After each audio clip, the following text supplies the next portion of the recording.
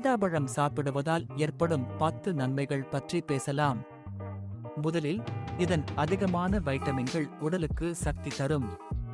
இரண்டாவது, இதன் ஆன்டிஆக்சிடென்ட் பண்புகள் நோய்களை எதிர்க்க உதவுகிறது. மூன்றாவது, இதன் நார்ச்சத்து செரிமானத்தை மேம்படுத்துகிறது.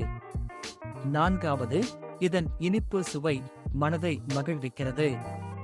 ஐந்தாவது, இதன் நீர்மம் உடலில் நீரை பராமரிக்க உதவுகிறது.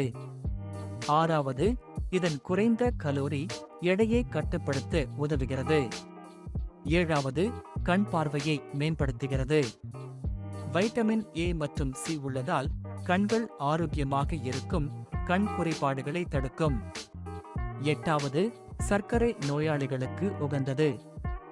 இதன் நார்ச்சத்து சர்க்கரை அளவை கட்டுப்படுத்த உதவுகிறது, இன்சுலின் சுரப்பை சமநிலைப்படுத்துகிறது.